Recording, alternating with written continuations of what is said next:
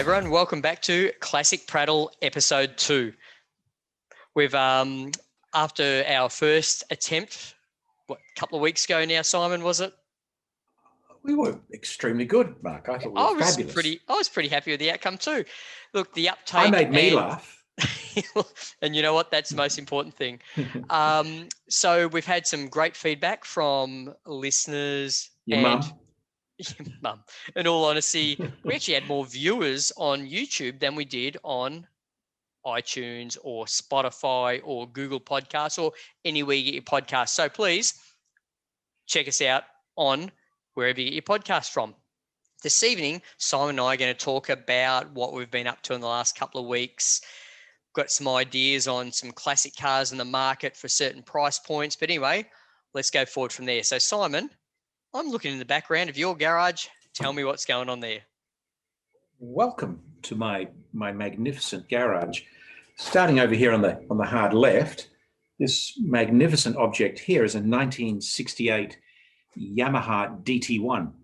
Now, the significance of that motorcycle is it is the granddaddy of all trail bikes. It is the pivotal moment in history where Yamaha actually invented the trail bike as we know it. And that's tell me, Simon, about that motorbike. What size is the motor? Okay, so the original iteration of the Yamaha trail bike is called the DT1. It's a 250cc motorcycle, designed in California, manufactured in Japan, of course. Being the first run, they only made 12,000 of them. And for a motorcycle run, that is absolutely nothing. Now, here we are all these years later, there'd be very few left on the planet. Anyway, I was very lucky to be given that about 4 or 5 months ago. Yeah, good one. There's an old guy who lived in our street. His wife passed away, and he was just this great old guy, loved cars, and we'd chat. And whenever we baked a pizza, we'd take him down one, and, you know, just a great old guy. And anyway, he passed away about 5 months ago. And in fact, you are the beneficiary of 6 of his Porsche magazines. Oh, fantastic. They were Roger's. Yeah, okay, yeah. Great. And so Roger's family gave me this. It's only done 7,000 miles. Lovely. Stood still in his garage for years. It turns over. It's a beautiful thing. And I'm going to do what's called an oily rag restoration, which means best type. It's not going to be re-chromed. Yep. I'm going to replace rubbers, tires, cables, all that sort of stuff, and seals, put it back together. Now, fantastic. Look, I come from a motorcycling background quite a bit. Like I've owned realistically maybe 20 to 30 road motorcycles and probably at least half a dozen off-road motorbikes. Tell me, 250cc, is it a 4-stroke or 2-stroke? It's a 2-stroke, and I think it was their first model with direct injection. Yep, so you didn't mix the 2-stroke. You had a separate oil tank. Separate tanks, yeah, great. And the pump was activated on a cable. Sure. And do you think that you're going to get this thing re-registered at some point in the future? Oh, 100%. Absolutely. Oh, fantastic. And the entire ambition is to, it'll never go off road again. It'll, unless it's on a verge at the front of a coffee shop. It will carry me and other eccentric individuals to coffee shops all over Perth. That's what it's about. Perfect. And I want to draw your attention to this, Mark. Sure. This here is a replica of an 1830s bicycle. And, of course it is. They're a Dursley something, and they're called a mobility cycle, nobility cycle. Which of course, is a paradox in terms for myself. Anyway, it has this huge saddle here, which looks comfortable. Suspended. It is. It's magnificent. It's not so good at going up hills because the handlebars are quite high. You can't get over the handlebars. Sure. But as a cruiser, it's fabulous. I actually have ridden it in a road race in Midland, and it's got a very, very high top gear. And I did pass some Lycra clad cyclists going downhill. It was a great achievement. Just for listeners and viewers, like I know a lot of people will be listening to some podcasts, others on the will be seeing on YouTube this quite unique bicycle. The reason Simon mentioned it'd be interesting to me is I actually sell bicycles for a living and have done for nearly 25 years now. So I'd say that's why he said it'd be interesting to me. And I'm also historically one of those Lycra clad cyclists. And In all honesty, it has this much interest to me, but I appreciate the fact you've got it. So much to learn, Mark, and such little time. But I also want to draw your attention Yes, to let's see it. over here in the background. Can you see that there? Is that a folding bike of some sort with some sort of mudguard? No, that is a Moulton designed by Sir Alex Moulton, the genius who invented the suspension on the first mini car. And it has a leading front fork with a rubber bush in the top of the yoke of the fork. Yep. So absorbing small, and it only has 16-inch wheels too. I can see that. Let's just describe the whole bike to listeners only. Magnificent. So like it looks like it's like the bikes. It's like a grown-up's bike with little wheels on it. Would be the best way to describe it. Would it be, Simon? It's a space frame. Yeah, it's sure. a space frame. Yeah, so it's a very lot of flattering liquid description. tubes, Yeah. Triangulated, and it has a trailing arm which loads all the forces back into the frame in a rubber cone, just like the very first mini suspension did. Yep, so sure. No ugly big shock absorbers taking up space and weight. Sure. All of that. The rumor is that the Poms used to use these to set the time trials for the Tour de France, but they banned them because they were too damn fast, Mark. That's what it was, too fast. It definitely sounds like a rumor, Simon. Look, I can confirm that is a rumor. Yeah, okay, good. I see you're about to take a drink of beer. Tell us what you're drinking this evening, Simon. Okay, I've started this keto diet, and I'm even. But I think exercise, keto, I think beer. Yeah, good. Please don't tell anybody that I'm doing exercise. This is a zero carbohydrate beer made in Burleigh in New South Wales. Yep, sure. I've got to tell you, magnificent. In fact, if it wasn't for this, I wouldn't be drinking beer at all. Fantastic. What a tragedy that would be. Anyway, it's a magnificent beer, zero carbohydrates. Don't ask me how they did it, but I'm so glad they did. Great. Well, this evening, what are you drinking, I'm consuming a 2018 Cable Vale Malbec Rosé. Lovely. Yeah, but my wife was down south during the school holidays, and it was a stop on the way down to Dunsborough, and she returned home with a case of it. And I'm going to tell you, it is quite delicious. Malbec is, as when drunken as a full red wine, is really velvety. It is. And so what are you getting here with this in a rosé style? Oh, look, it obviously skins off early. Sure, of course, like all rosés are. But the actual feel and the lightness of the rosé aspect of the Malbec is quite nice. And like for listeners or viewers that are coming to us from the Northern Hemisphere, right now in Perth, we are at 7:46 p.m. And if you told me it was still 35 degrees, I would believe you, because it's steamy out here. In my garage, it's 35 degrees. It would be. And look, I'm not out in my garage this evening, and I would have been in Simon's, except for we're on our 5 days of lockdown because one person got coronavirus from an overseas visitor. Anyway, all that aside, we won't get political about it. So the lightness of the rosé aspect of it, so it's still very much a white wine in a pink color, but still that very light, velvety Malbec feel to the taste, And I'm beautiful. Big fan. I've always been a fan of Cable Vale wines, in all honesty, because it's a delicious wine. Yeah, magnificent. For those people that are in the Northern Hemisphere, what lockdown looks like in Australia, or in Perth particularly, was... this is going to be good. A trip to the beach with my wife and dog this morning. They've got a shark net. Now, there's not many cities that have to have a shark net, but we have a shark net at Cottesloe, which ropes off a huge section of the beach, which means that people have the confidence to swim in the water, no matter how aged or decrepit they are. They won't get taken by a shark. Anyway, so we did that this morning. Then we walk home and grab a coffee from our takeaway coffee shop, and we're wearing masks. Like you should. Then we come home, and then I was able to unlock. I'm a real estate agent. I was able to unlock a home for somebody, and left before they arrived. So I didn't actually meet them, and they closed the house, and I went back and locked it up later. I sold it, of course. And then of course, an hour in the office, and back home, a swim in my pool, which was just delightful. By this stage, it was 37, I think, the high today. huge bushfires to the north. I've seen the blue skies. I've seen the skies. Yeah.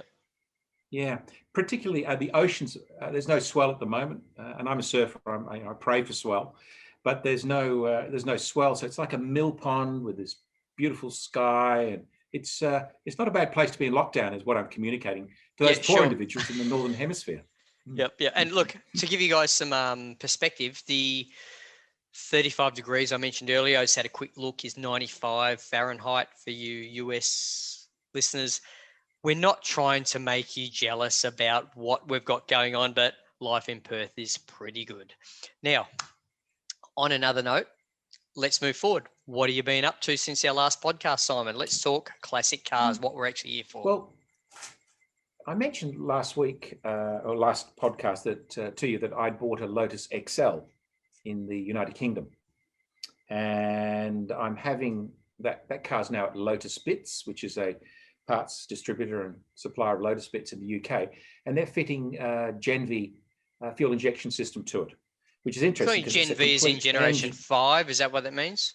No, it's a brand. Oh yeah, okay, sure. Gen V is a brand of fuel I've never heard of it before. and it has a little ECU, very simple computer, fuel injection system. Yep. But it means that they have to take the motor and gearbox out of this thing, and here comes a child, and because all the fuel lines have got to run through the inside of the chassis. Now these things have a Y chassis with a big box section which runs straight down the middle. Okay. So everything goes through the middle. Anyway, so do it a good job. They've got to pull the engine and gearbox out, and they're doing that. But anyway, I did get thinking that, it seems I've got a sea container that's going to come over in February, March. I thought, why not? What else could you put in it? Make that 20, my word. So instead of a 20-foot sea container, I'm thinking about a 40-foot sea container. Anyway, I've started looking at TVRs because they're cheap and they're cheerful. So they've really caught my imagination. Yep. And they're fiberglass, they don't rust. Anyway, there's a couple of 3500Is, which I'm looking at. That's basically a Range Rover engine and gearbox. An ST1 5-speed gearbox, 3.5-litre Rover V8. And there's a couple of really, I'd say, presentable cars for about £4,000. Tell me, Simon, is that the same motor that they use in the Triumph TR8s? Is that 3500? Yeah, okay. Yeah, sure. Yeah, so it's a V8, 3.5-litre type thing, isn't it? All alloy, originally built by Buick. Oh, really? And the story goes that Rover were looking for a marine engine. They were going to do something with marine stuff. And they went to GM and the division of Buick, and they just saw this little V8 sitting in a shed in the ground. And Buick had pretty much finished with it. And Rover said, "What are you doing with that?" And they were looking for an engine to put in the big coupe. There's a sort of four-door coupe, if I recall. You got it. And they were looking for a car to power that because they had a very asthmatic 3-litre. I think it's a T valve or a side valve. Yeah, L valve, I think it is, because it goes in top and comes out the side. Got it. Very archaic. Yeah, and they needed a better engine. And so Rover bought the rights to it. Now, it went in everything. It went in commercial vans, Morgan's had it. In everything. There are very few Range cars Rovers, that have been Land exempt. Rovers. Yeah, it's like, it is and it eventually ended up at 4.5 litres. And there's a lot of tuning stuff around for them. Not the best engine in the world because it really is 1960s technology. But they're lightweight though. So they very much, and that it retains a steering field, all of that sort of stuff. Anyway, so they have this in them already. So I'm sort of looking at it. It's quite a conservative bet. There's hardly any in Australia. It's a good-looking car. All the mechanicals are very basic. I think they've got Ford front suspension. Sure. Might be Triumph rear suspension or something. Bits and bobs are easily gettable. Easy, yep. Mm-hmm. And a Land Rover engine. So we'll see what happens. I'm wondering if you've got that 40-footer coming over, whether or not there'd be room for a certain P-branded car that might fit in there on the way. Pooch. I'm trying to think what it could be. Peugeot? Can you imagine importing 205 would fit Peugeot from the UK? The parts of it. That are left. Yeah, perfect. Oh, my goodness. But we're going to talk more about this. I don't know. Off podcast. Right? Anyway. Yeah, maybe a few engines, Mark. Yeah, maybe. Yep. So I have, I've been doing my homework, Mark, Mm-hmm. and I think you'd be proud of me. I've sort of isolated a good half a dozen cars that I would pick in various Only price down to categories. half a dozen. Yeah, sure. That's a great idea. Like, I've got a 4-car garage here, Yep. which you But yeah, might get to not see 7. beforehand. It's not a 7-car garage, Simon. If I put hoists in here, and I've considered doing that too. A couple of hoists in Good. here would give I've me no doubt you've easily considered 6 cars. it. Easily. Yeah. So over Yes. the last since our last podcast, I didn't get to Classic Cars and Coffee, which It was was a good meeting. last Sunday. Last Sunday? Yep. It was last Sunday, yes. Yeah, And it was last Sunday. yes, so life gets in the way sometimes of the stuff that we would like to do.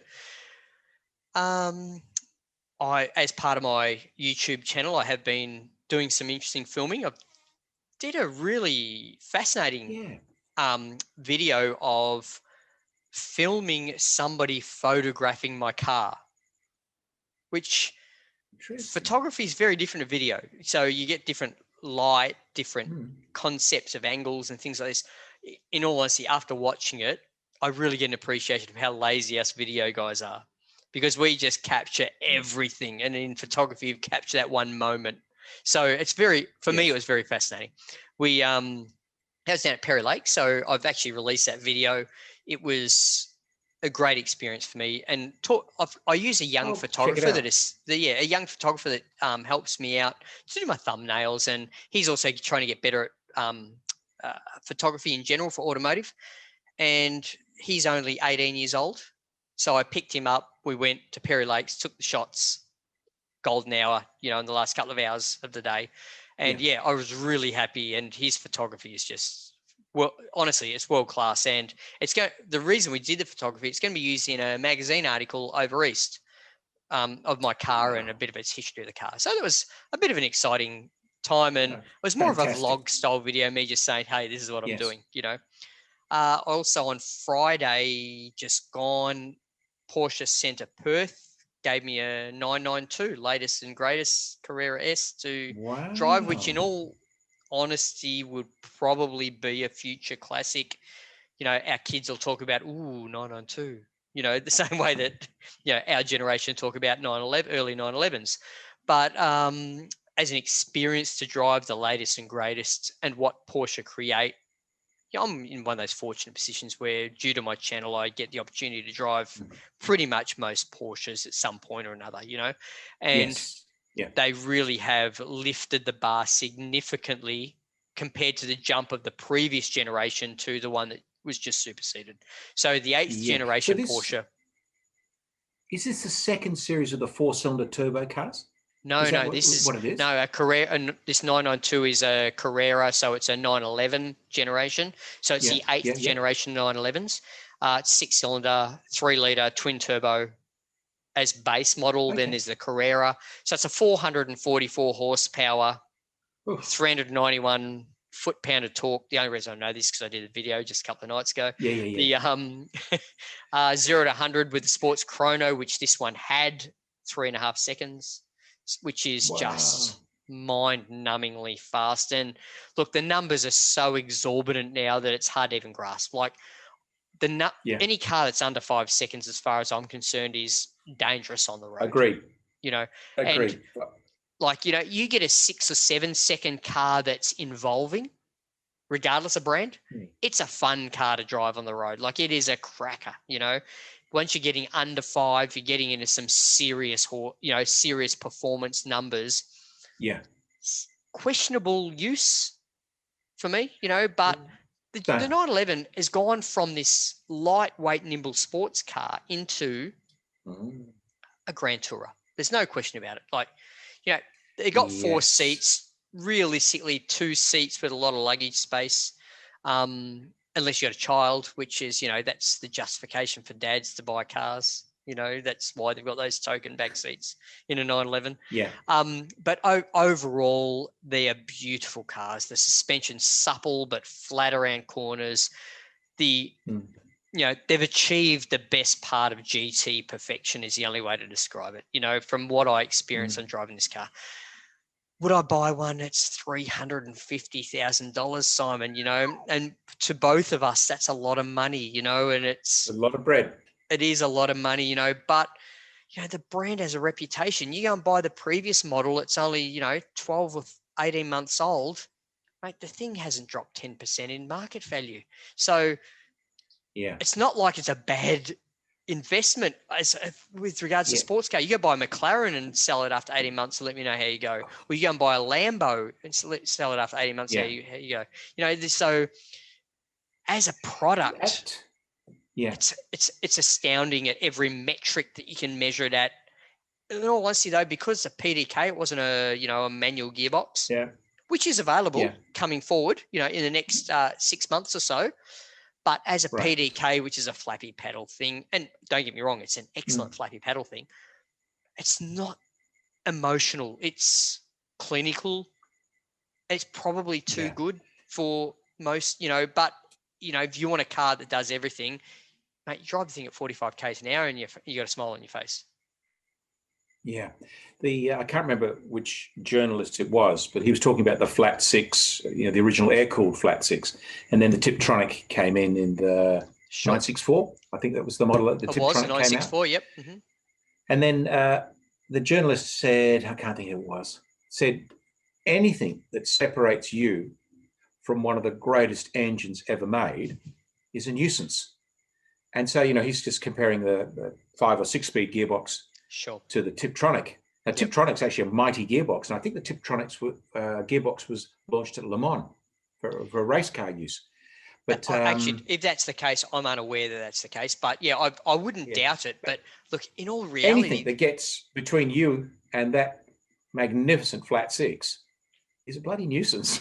And look, in all reality, the Tiptronic is an excellent gearbox. I actually did a review on a 997 turbo generation 1, which is pre-PDK. You know, look, for any listeners or viewers that aren't aware, we're talking about the 2 semi-automated gearboxes by Porsche here for 911s. And the Tiptronic gearbox was a cracker, but you're talking about something that, you know, is so ridiculed in the Porsche community. Like, if you're a Porsche guy, getting a Tiptronic, it's like, I don't know. It's not like, there's no way to describe how bad a decision that is. But as an everyday driving car, it is an excellent gearbox. But they brought out PDK, which is both the best of both worlds as far as Porsche is concerned. Faster lap times, faster acceleration, every metric except emotion, which you can't measure. Exactly. Which a clutch 6-speed, or actually in Porsches nowadays, 7-speed manual gearboxes, right? Yeah. You know, so anyway, all that aside, that's what I've been up to in the last 10 days or so since we last recorded a podcast. I've been at Rottnest for 4 days. You lucky duck. Lounging around and swimming, and it's been mighty fine. Rottnest has got 2 new resorts. There's the glamping camps thing where we stayed, which was just sensational. And was then it there's worthwhile? the new, it's only about, absolutely. Fabulous. And there's a new restaurant over there, which is now world-class, called Lontara. And I can't think of the name of the resort, but it's at the pub. And I tell you what, gorgeous. There was 6 of us went over and we had a ball. Fantastic. Just for listeners. Rottnest is an island. Yeah. You go. You do it. Just for listeners and viewers, Rottnest is I think maybe 8 to 10 k's offshore of Perth. Yeah. Honestly, it's like a tropical island that you can chuck a tennis ball at from the beach here in Perth. It is, it's so different to Perth, it's unbelievable, but it is just offshore. No cars are allowed on the island. It is very much a holiday resort that West Australia, for good or bad, has kept very pure as a holiday experience with regards to camping and accommodation. It's never been accused of being a 5-star location, but that in itself is part of the appeal. Think golden sands and crescent-shaped beaches and crystal blue waters that are blue. It is a cracker of a joint. You got it. Amazing. Yep. And it's surrounded by reef. So if you're half a snorkeler, half a diver, or you don't mind a crayfish, it's not a bad place to go for a swim either. Really good place. Anyway, that's where I've been for 4 days. So Yeah, Yeah, fantastic. suck on that, you know. You actually look like it because you look a lot redder in this picture than I do at the moment. But that's because of my lighting. Is in this room is pretty average, you know. Yeah. I did catch a bit of sun. Yep, good one. You can't help it, you know. It's just On a different topic, last time we spoke, I spoke about magazines I'd read since the previous, you know, old stuff. Have a look at this. Motor Manual. Motor Manual. Right. It is 53. an Australian magazine from November the 1st, 1955. Cost you 2p. Okay. And there's an excellent article in here that a guy from Queensland sent me after listening to our previous podcast. So Thanks, mate. And it's got an article on the 110 brake horsepower Porsche Spider with a midship motor, which was released only a couple of years earlier. And here it is here. Oh, yeah. Winning all the races in Australia that it entered. Yeah. Now, what's fascinating about this magazine, and I've got to be honest with you, I love this old stuff. Ads. You know how I spoke to you about the ads about the last magazine? Yeah, love this stuff. If I said to you there were 6 ads in here for recaps or retreads on existing tyres, I wouldn't be exaggerating. When was the last time you ever heard of anyone getting retreads on a car? I don't think they do it. Trucks do it. Yeah, I know trucks do it, yeah, because you see them laying on the side of the road all the time. You know, so it's just fascinating. And like, you just don't get articles like this in magazines anymore. How to decoke your engine.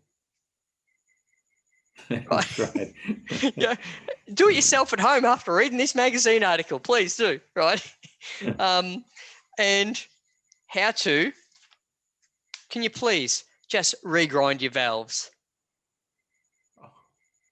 That's grinding the valve seats. Yeah. So honestly, the whole magazine's black and white with the exception of the outer cover, right? Yeah. It's a fantastic ad in here for girling about how to get the most performance out of your drum brakes, you know. And then there's a whole article, right, of caravanning. Not just actually, that's not true. Not an article. It's like a third of the magazine about where to buy your latest caravan from and where to go with it. You know, it is honestly these 50s magazines. We should be re-releasing this stuff. This is gold. You tell me this won't sell. It is amazing. What's on the cover, Mark? What's on the cover? It's a Porsche 356A. Oh, okay. Yeah. Nice color too. And where is that? It is. That, in all reality, looking at the picture, I don't think it says it on there, but looking at the picture, it could be like somewhere like St Kilda in Melbourne. Yeah. I'm just looking to see if it says. It's not a photograph. Yeah. It's an illustration. Goodness me. How about that? Yep. So anyway, that was pretty interesting. And also what I've read in the last 10 days are all the Porsche related articles in the magazines that you gave me from your mate that gave you the motorbike, Roger. Sorry. Roger. Yes, I've read all those. They're, you know, quite repetitive, but if you're a Porsche person and you can't get enough of it. Yeah. But they're all classic sports cars, and there's a fantastic article on Carreras, which you and I are going to cover sometime in the future in a future podcast. Carreras, 356 Carreras, but I won't bore you with too much Porsche information today. With regards to other classic information, I just want to share with everyone that I actually store my a couple of cars at a car storage place, which the owner of which Simon knows very well because the owner actually owns a previous car of Simon's, which is a historic race car. Yeah. And actually went and saw the owner, Jack. Hi, Jack. Thanks for the great positive comments from the last podcast. He actually was one of those very few people who listened to it through to the end. But anyway, I get to see some pretty nice cars at Jack's because I drop cars off and pick cars up there all the time. Yes. So it's always interesting to see what Jack's got in storage there. Now, I know that he likes the privacy aspect and definitely one of the aspects of the job he does. So I'm not going to say who owns cars that are stored there and what they are, but that sort of thing. But got to see some pretty nice cars, and I know that Jack himself owns several nice cars, and I've got a few Instagram posts from that area, and so does Jack. So I will share Jack's Instagram in the comments below this video and podcast. So check him out. Always got some interesting stuff because of what he does for a living. That car that you refer to that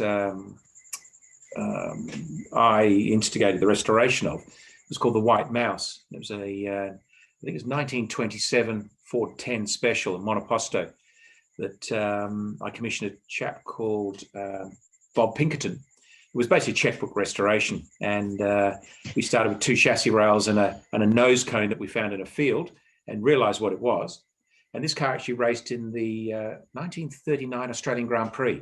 Oh, really? And which was held in Caversham at the time, and also the Patriot Grand Prix, which was around the streets of Applecross down Kintail Road, and through the streets. Anyway, these are suburbs of Perth for anyone that's not from Perth listening. Yeah, local suburbs, high density areas now, but once upon a time, open fields, etc. And basically a checkbook restoration of a beautiful old 410 Special, very pretty car, and raced by a guy called Jack Nelson, who was I think he was a bit of a raconteur, a bit of a property developer. He was mainly a butcher and a real gentleman. He raced at Caversham for years and well-known West Australian racing driver. Anyway, restored the car and started campaigning it at all the, the around the houses events and the local Perth surrounds. And it kept blowing head gaskets. And my firstborn, who came in earlier to help me set up the computer, he's now 20. And so, going out to some country town, getting to drive the thing for 3 minutes, traveling there and back, baby in your arms, it had to go. So I think I sold it to this is going back years ago. I sold it to Jack. And the accounts. Just so you know, just so you're clear, I know how Jack is about this, so I'm going to edit this out of this. It'll make sense because I paid $47,000 in restoration costs. It sounds like a typical restoration. 20 years ago. So the numbers are not relevant, but today that's probably 150 or something in restoration costs. Now, I've seen it without the cowling on the front before, Simon. Can you remind me? It looks like it's got possibly a 1920s or 30s supercharger on it. Yeah, it does. It has I think it's a Shorrock supercharger, which we were given by Don Hall. He had one. Really? Don Hall?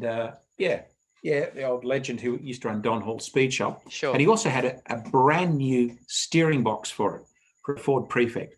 So, it does have a bit of old Ford Prefect look about it, in all honesty. Now that you've said that. It's a Ford 10 Special. Yeah, okay. And so the nose cone is Ford 10, which is the same as Prefect. Yep. Anyway, it's basically a 3-speed Ford gearbox, a Ford Prefect back axle, front axle, and this tiny little engine was a flathead. Used to actually what it used to do, it used to crack blocks. Don't worry about blowing head gaskets. This thing used to crack its block, and the supercharger, cranked it up too much. But anyway, it was a bit of a giggle. I did it, and now there's a historic car on the road that there wasn't before.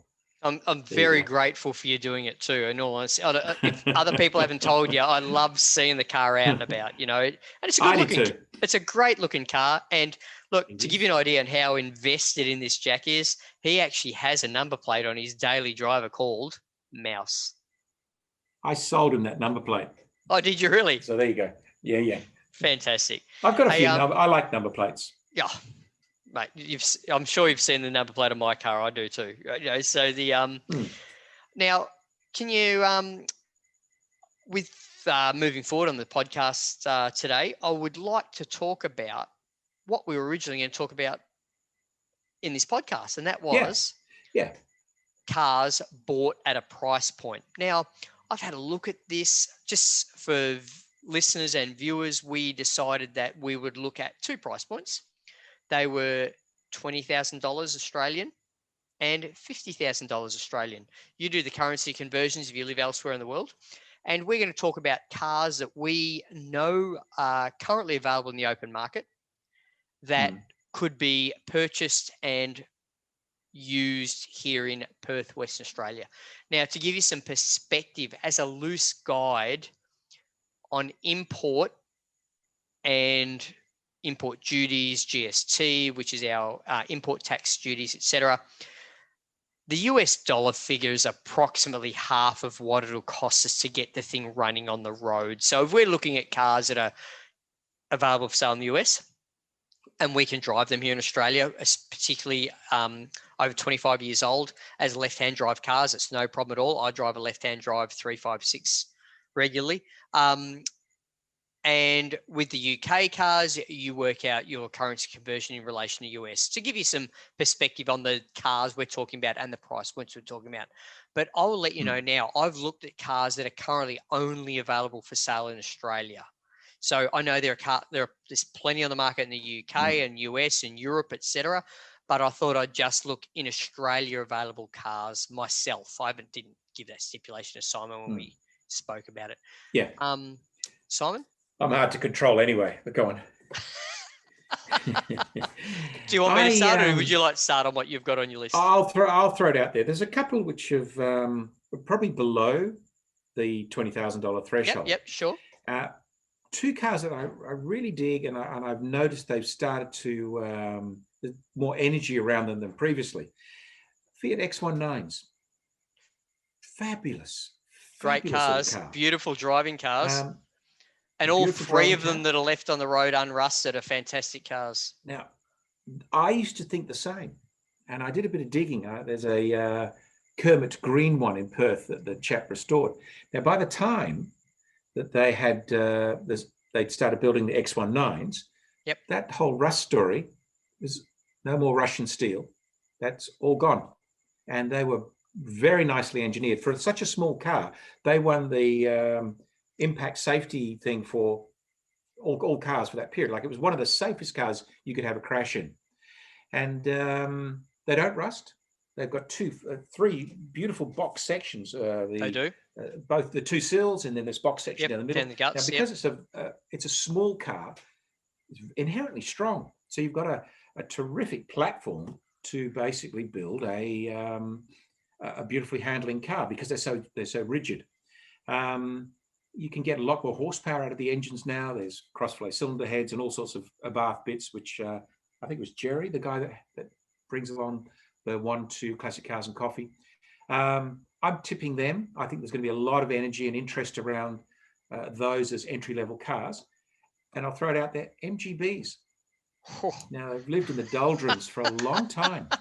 But that, once again, a fantastic platform for getting a car to really stop and handle. There's a company in the UK called Forward Engineering, and they all make all these front suspension, back suspension parts, and sort of bring them up to current levels of performance and handling. And I particularly MGB GTs, very handsome car, nice proportion, so not too big, not too small, very strong. And if it's an Australian delivered car, you won't have problems with rust. So I'm starting to see MGBs move. A mate of mine just paid sub $40,000, which is a lot of money for an MGB, but it had been modified with a cross-flow cylinder head, lots of really good bits in it. They make a conversion for an MX-5 gearbox, which goes in them, because that's such a sweet little gearbox. You know, it's sort of set up as a BMC rally car with a red and the works hard top and things. So I reckon the guy that built it probably spent 60 to 70 building it, and my mate was able to pick it up in the high 30s. And I looked at that and I thought, man, and I took it for a drive. It's gorgeous. For that sort of money, a lot of fun. And I think MGBs are going to get stronger and stronger in terms of their pricing. Well, to let you know, on those the two cars that you've just mentioned, both are on my list. Oh. The X19, I'm along a similar line of vehicle manufacturer and age. I'm an ex-Porsche 914 owner. Okay. Very similar cars, slightly larger than an X19, right? But in all honesty, the X19s I looked at, as much as you've mentioned the rust isn't a problem, each one I looked at had structural issues due to rust in their age, right? Yeah. But beautiful cars when they're sorted. If you can find someone that's tipped too much money into an X19 and needs to get out of it, that's your car, because it will be a cracker. Particularly ones that have got really stove hot 124S motors in them, that type of thing, right? Yep. They're out and about. Like, I looked at a car, would not have been 4 or 5 years ago, that someone had spent large on as a rally style car, tarmac rally car. So it had half cage, it had the motor done, it had the brakes and suspension done, it had the full Monty. Along the similar lines, whilst we're on the Fiat brand, I was thinking 850S. Same concerns, but a very stylish car, for its size. Yeah. I think a good looking car, but finding one, nice car. Yeah, challenging, right? But when you do find one, handcuff yourself to it, right? Yeah. Whilst I am keen, I can see the MGBs, GTs are, reasonable ones are in the sub 20 mark. When I say sub 20, I mean sub $20,000 Australian mark. I actually think the MG Midget is an excellent value for money car under 20 grand, because they tend to be a bit more classic looking than the MGBs, in my opinion. So they look a little more, I guess, I know owners of MG is going to hate me to say this, Austin Healey looking, right? They're, in my opinion, they're more stylish. They're smaller. They've got all the mini parts under the hood that make them easier to modify. So the aftermarket aspect of it, if you want to turn your 60 horsepower MG into a 70 horsepower MG, it's going to be easier to do, and for the price point, I reckon they're being overlooked, an MG Midget, so for me, I've had Mark 1, Mark 2, Mark 2A, and a Mark 3 Sprite. Yeah, okay. So I like them. And I wouldn't own one now. The reason is they're actually too small. The cabins are too small for me. Yep. And somebody once said, just for listeners and viewers' reference, I'm like 5'1". Simon's probably about 5'8", 5'9". Am I 6 foot, are you? Sorry, mate. I don't mean undersell you. No, I'm 5'10" and a half. That's all right. Okay. Yes. And I'm 100 kilos. Yeah. So, hey, size 6 in your Cubans. That's it. Yeah. Anyway, a mate of mine said that once I looked like a circus bear in a pram in one of them. So, you sold it immediately, didn't you? That's not a good look, Yeah. See, look, the term I've heard is dog rooting a cricket ball, but it's a little bit different. Okay. I love Australia. Rooting for those Northern Hemisphere. We'll explain this at the end of the show. Look for the credits. Humping, let's say. Little midgets. I like midgets. They're actually a better race car altogether. Less frontal area. Really? Okay. Yeah. I don't have the And history of the Pommy cars. You know yourself. I'm not a big Pommy car guy, but when I look at the cars and I look at what you get for your money, I felt the midgets were a fantastic value.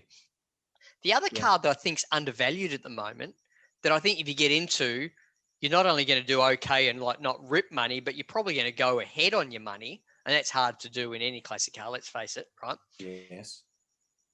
70s Corollas. Yeah, I'd agree. It's particularly two doors. They're rear wheel drive. They're reliable 1300 motors. Great cracking motors for a little modification, a little amount of money, and you can work on them yourself. They're still push rod motors. They're easy to work on, easy to modify, easy to get going, put twin Webbers on them. In all reality, from my experience on Kent motors, by that I mean Ford, Escort, Cortina motors, not a lot of difference. I wouldn't be surprised to hear Corolla or Toyota knocked off the Kent motor when they were looking at their, core brands. And those Toyotas, if you can find a half decent one, they're still under 20 grand and they're good cars. Yeah. You need to sort out the suspension. They're pretty rudimentary. They're agricultural. So with the Escorts and Cortinas. Totally. There's a huge amount of interest in early Japanese stuff at the moment. And you can pay big money for a Datsun 1600 that's really well sorted. Yeah, that serious chicken money. has flown the coop. Let's face it, the 1600s. Oh, yes, gone. This is why I think the Toyota Corolla, I think, it's not only 10% as good as a Datsun 1600. It's like 80% as good. you know, so I think Yeah. they're good value. And you know what, for within my driving ability, I think I'm still going to enjoy the Corolla as much as I'm going to enjoy Oh, the yeah. Datto 1600, Yeah. you know? Yeah. I also Alfettas, and Oh, yeah, particularly the fantastic. GTV6. Yep. They're getting up there in terms of price now. Mate, But the that's a 2 litre flogged one ones, if you go under 20 grand though. yeah. But 2 litre ones, Yep. you know, that Alpha twin cam 2 litre or 16 or 1300 in the junior, but right through to 2 litre, fabulous characterful engine. Beautiful And cars I'm trying to to think who look the at as well, designer let's was. face it. Yes, gorgeous. I used to have an Alfetta GTV 2000, and I sold it because in Australia it gets really hot, right? And the windscreen goes from about there to just in front of your knee. So it was like sitting in a rotisserie. It's almost as long as the bonnet, the windscreen, isn't it? Just like, man, you got no escape from it. Yep. So they get pretty hot inside, but I love those. Okay, Transactional car. worthy mentions in that price point for me, like whilst I wouldn't go, you know, buying these cars under sub 20, I'm thinking Mark 1 and Mark 2 Escorts, if you can find the right one for you. Oh, people are sending those to the UK now because they're not that rusted in Australia. It's a crime against humanity.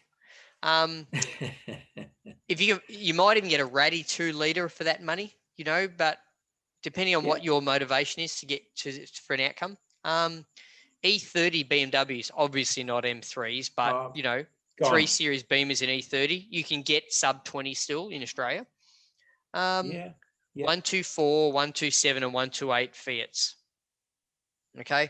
Great cars, but you got the same rust problems you got with all Fiats. So be patient and look around and be, something will pop up. I want to talk about Australian cars, which for our Euro and North American listeners will have no idea what I'm talking about. And I'm going to talk about a huge fan base. Yeah, XD, XE Falcons and VBVC Commodores, right? You can get reasonable cars in this sub 20 price point. Now, you're just going to have to be very particular and not be impatient with buying because you will find a good car for that money. Now, you won't get V8s of that money these days, but you will get a good 6-cylinder. And you know what? The 6-cylinder is less likely to be tampered with. So I think they're not bad value for money. And in years to come, the 6-cylinders will catch up with the V8s because all the V8s have been crashed.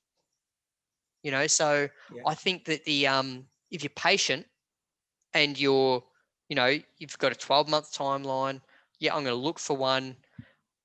You'll get a good XD, XE, VB, VC. These are all acronyms for the types. So they're basically Opel Kadett based cars or Ford Taurus. Yeah, but they're much larger cars, the Aussie versions. Yeah.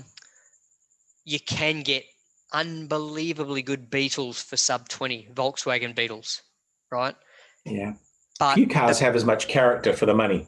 100%, but getting your head around the fact you're going to spend 20 grand on a Beetle, that's hard for some people because they've always been the people's car, Oh yeah, I'm going to spend $500 on a Beetle. I'm not going to spend 10 grand on a Beetle, but you'll get a good Beetle. And you know what? You're not going to lose money on that Beetle. And the other thing is it will start every time you turn the key.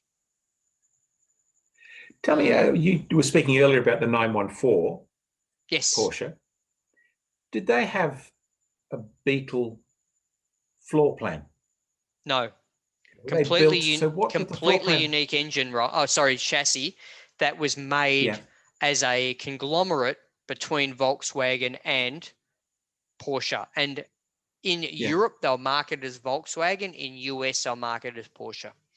Now, it's very similar situation to 924 Porsches in that Volkswagen were brought in for the mass production because 914 and 924 were developed to bring some cash into the company. Okay. So it's a case base. Now, the 914 does have a Type 4 Volkswagen engine base. So it's Type 4 Volkswagen 4-cylinder motor. The 914-6, which has the 2-litre motor that came out of the 911 at the time, they were holus bolus manufactured in Weissach by Porsche.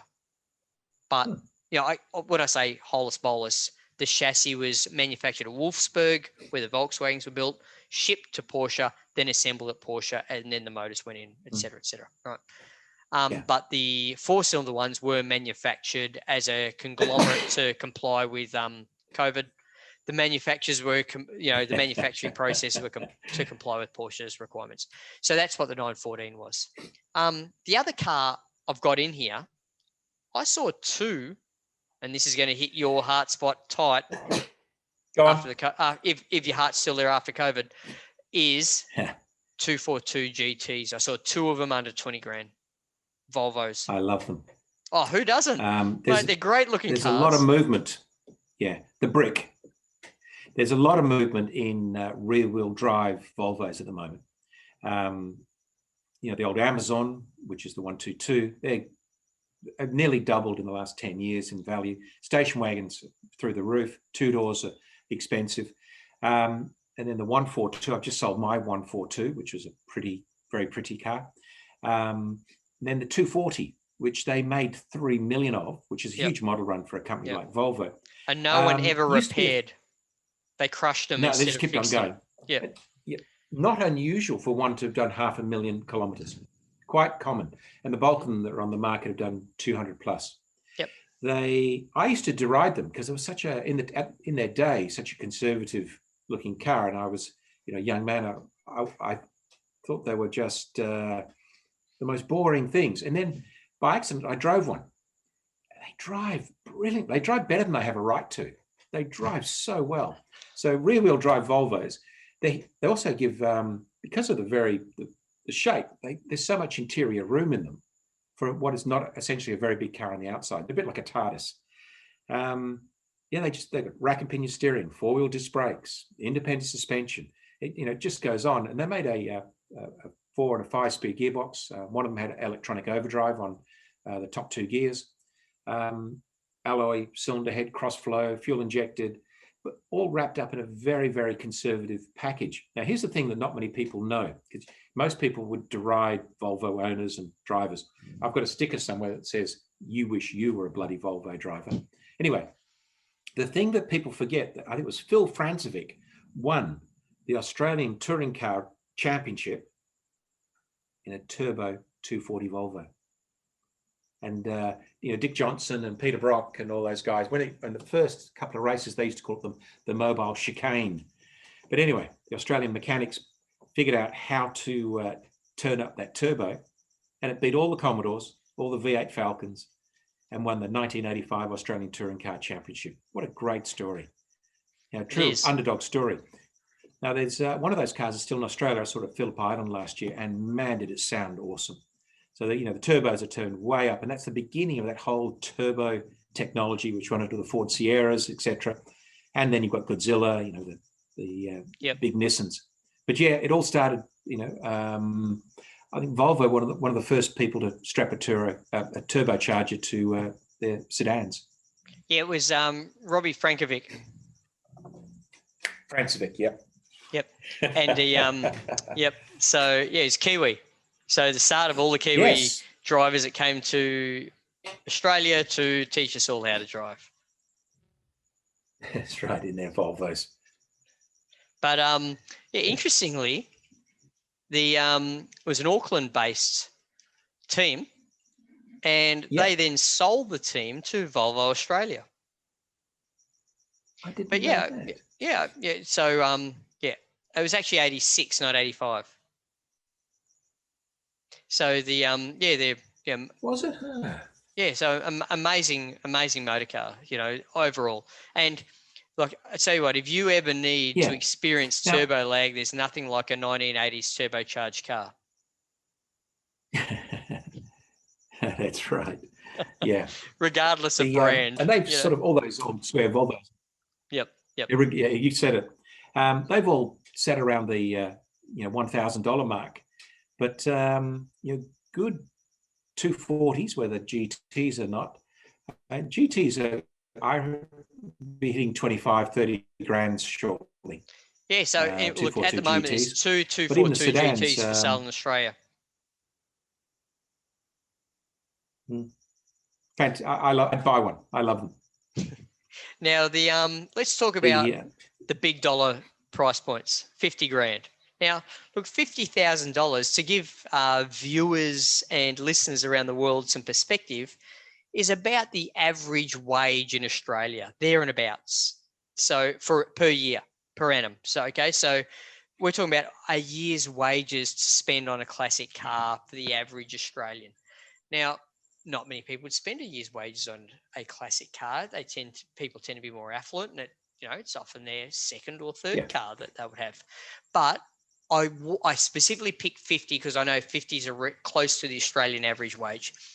Now, I had a look at some cars, and before I talk about these cars, I'd like to mention that all the cars we've mentioned before now, for 50 grand or there and abouts, you're not going to get a car we talked about earlier. You're going to get a very good or almost perfect version of the cars we spoke before. So I won't repeat the fact you can get an RS 2000 in immaculate condition, Escort, that is, Ford Escort, or a 242 GT Volvo that's in concourse condition. I'm not going to talk about that. I'm going to talk about other cars you can get for that money, because actually the gap between 20 and 50 is quite large. And when it comes to classic cars, a lot that fits in there, right?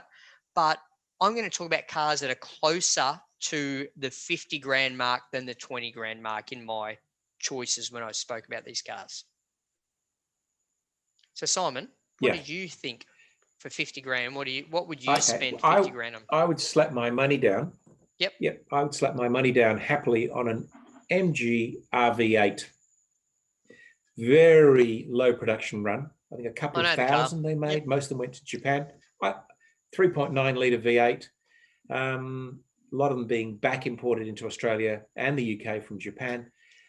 A lot of them low mileage, very competent, nice car, good V8, soundtrack to them. I'd buy one of those. I get the feeling those cars weren't 50 grand only a few years ago. No, they weren't. They were hovering around 20 at the moment. That sort of number rings a bell to me. They are smart looking cars, but they do just look like an evolution on the early MGB to me. You know what I mean? Absolutely. Yeah, I agree.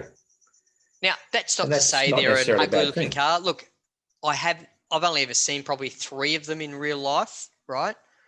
And they all had timber dashes in them, which for me, that's I'm out. Timber dash, you know what? You could put a timber dash in a Bugatti EB110 and I'm out. Right? I'm telling you, I'm no good on a timber dash, but that's just me. Yeah. I've never driven one. I'm sure it's an amazing driving car. Does that not have that same V8 in it that we were talking about earlier in that TVR? Yeah. It does, but a bigger version, 3.9 litre. Ah, okay. Yeah, good. So very, a good soundtrack. Yep, good. Yep, and look, even the 3.5 litre version of that V8 is a good sounding motor. Forget performance; they're a cracker of a sounding car. You know what I mean? Any other cars? I'm a bit of a sucker for Dean Rafferty's car, the 500 SL, not SL, the big coupe, the S-Class Mercedes coupe. What are they, SLCs? I'm trying to think what they're called. The silver car that's been lowered with the big BBS rims on it. Is that SEC maybe? Right through it. It is SEC, I think it is. Yep. I love those. Pillarless coupe. Yep, I know the one. Now, if you had 50 grand to spend on one of those would buy you a very, very nice one. They start in the 20s. Yep. But 50 grand on one of those would buy you a magnificent car. Mate, you'd have V12 for that sort of money, wouldn't you? Well, I don't know if they made one in this. They didn't make one in this in that series. They only made V8s. Okay. Big V8s in those. Yep. They made the V12 in the saloon, which is called the W214, which came after. Yeah, I'm not that up to speed with those. That was the first of the big V12. Yep. V12. And so that BMW 635, the shark nose car, they're magnificent. Beautiful car. They've got wood grain dash in them. Anyway. So I like some big German metal. Yep, sure. And you'll get it for that money too. Look, I'll tell you, I've got the 635 CSI in my list. Now, the reason I've got the CSI is because it doesn't have the wood grain dash. Yeah. And look, I'm sure a listener or a viewer will correct me, but I'm pretty sure a 635 won Bathurst, right? And the CSI model, I've been fortunate enough to drive probably half a dozen of them. They're amazing with that Gertrag 5-speed gearbox, cracker of a car, right? Frank Gardner, JPS, I think it was. Yeah, you might be Frank right. Gardner? Yep. I think it was. Yep. And the other cars that fit in this, and this is going to be, I know how this is going to affect you after our previous conversation, P1800 wagon. Yeah. I mean, I've come close a couple of times to buying one, and really nice car. Just not a great sports car, but a really nice car. I get it. Yep. Beautifully built. Yep. Beautifully built. Bath cars, both the Fiat Abarths, like whether it's a 1, any 2, of those. 4, any of them will fit in this category. And you're going to, you know what? It doesn't matter who overtakes you while you think you're going fast. Very few cars are as exciting. It's like similar to an Alpha, like you drive an Alpha flat stick, you drive an Abarth car flat stick, you feel like you are on the Moulton Straight of Le Mans. It is the greatest sensation ever. Fangio. Until a Hyundai Excel overtakes you. But up until that point, you feel like, you are going like a champion. Transaxle Porsches fit in this category. So I'm talking 924s. 924, 944, 968, and 928.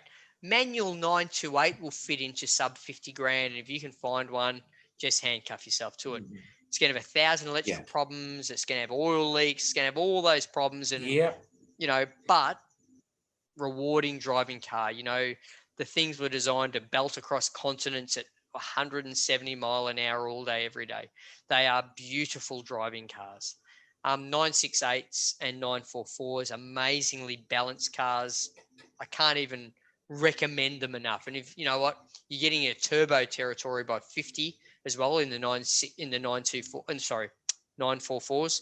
So 944 turbo, between 20 and 50 grand, depending on how fussy you are with condition and all that sort of stuff and service history, you'll get a cracker of a car, and it'll be one of the great cars you ever drive.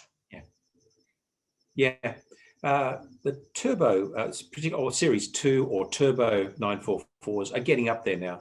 There's one, that Silver Rose car is currently advertised online at 50, and there's a That's a pretty unique car though, and I filmed that in a video. Well, I think it's great value. I can't believe the car's a bargain. Like in 4 years' time, that's going to be a 100 grand car. You can take it to the bank all day, every day. It'll be a 100 grand car because they made more Carrera GTs than that car. And the Carrera GT is $1 million motor car, and it's all about the numbers. And with Porsche, I don't know how the transaxle cars are slipping under the radar. I would buy a 924 turbo, fabulously competent. They lapped at Le Mans faster than the 944s lapped, a second a lap faster. And just so you're clear here, right? I just want to clear up something here for listeners and viewers. The car the 924 that was raced at Le Mans was a 924 GTS Carrera, right? And it is one of the great Porsches that was ever built. So it's not an off-the-shelf 924 turbo that lapped 1 second faster. But neither were the 944s off the shelf. 100% they weren't, turbos, but the 924, there are very few cars that are called GTS Carrera in the history of Porsche. And the 924 Carrera GTS is one of them. And, historically, they're one of the great Carrera, like, if you buy a 94 Carrera GTS, of which they made 150, 200 of them, it's a $1.5 million motor car today. So to give you some perspective on that, do you remember as a throwaway comment? There was one parked out the front of a garage in West Perth for years, West Perth BP. The guy had a 924 Carrera. It was magnificent, and he was parked out the front every day for years. Yep. Yeah. So I think all those transaxle cars are great. Yep. Yeah. So I'd be a starter for any of those. Yep, they're on my list for the 50k cars. Now I've got honourable mentions for 50k cars, and they are SL Mercedes. Basically, any SL Mercedes, you go and drive one, whether it's a V8 or a V12, right? But you know what? You could buy a 15-year-old $30,000 SL Mercedes and fit in driving past the casino in Monaco. You know, there are very few brands you can do that in. Did you see the film American Gigolo with the opening track where he's driving down Big Sur in California on the coast, and I'm not familiar with the film. Pumping out that track. It was Richard Gere, Julia Roberts, and the soundtrack was done by Blondie. And the opening track was "Call Me Anytime." And he's driving down the Californian Big Sur coast in his SL 500. It's a pretty good scene. Yep. And there's nowhere in the world you will ever turn up an SL 500 where it's not an event, is there? Yeah, they're great cars. They're strong as. Bulletproof. You know what? But you know what? As soon as something goes wrong with them, you better be on the phone to the bank. Yeah. They're not that bad. Now, what else? For 50 grand, I've developed a real penchant for the big old Mercs. They're like the W117s and W108s. So about Finney's with vertical headlights. Like I get it. Yeah. Now, after the Finneys, where they got the square boot. Yeah, okay. So you've got what they call the Californian headlights. It's like 380s and stuff like that. And, yeah, John Bond's got a convertible version of one of those cars, doesn't he? Oh, they were, I think so. There were 300s, 280s, 250s. Sure. Anyway, they're on, some of them are the big ones with the big engines are on airbags. But they, like, how to describe it? You can smoke cigars and you go, the world's my ashtray. You're the king in one of those. Big seats, lots of leather, beautiful engineering. I love them. I'd have one in a heartbeat. There's everything I'd have in a heartbeat, yeah. Now, outside of this, right, I want to talk to you and the listeners, because I'd definitely like some comments on this. I've had an opportunity present itself to me off market that I'm considering as a project. And that is completely outside of the classic car concept, but it could be in the future. Don't get me wrong, right? 2005 Cayenne Porsche, right? Very soccer mum car, off the shelf. Just to let everybody know, I live in the western suburbs of Perth, so they're very common cars, particularly were about 10 years ago, but now they've been superseded with new models. Anyway, two of them were imported to Australia as manual gearboxes, 6-speed. And one of them has been offered to me, V8, with a Tech Equipment rear wheel carrier. Okay, this rear wheel carrier is a $9,000 option, right?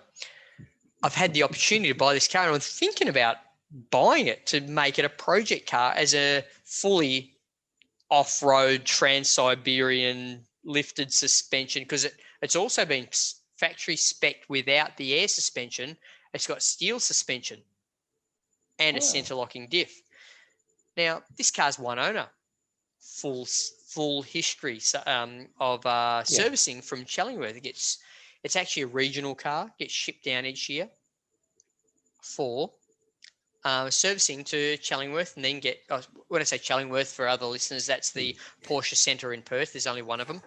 And then gets detailed, then gets shipped back regional.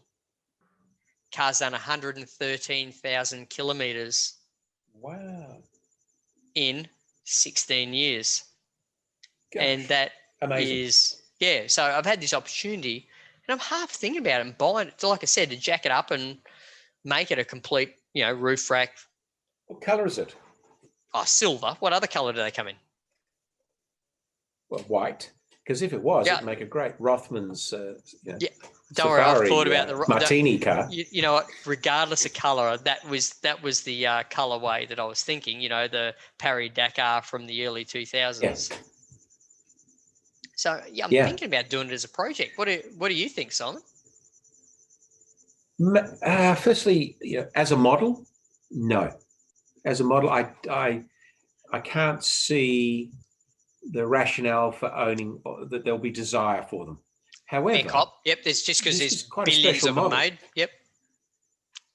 Yeah, and the market for them wants the new one.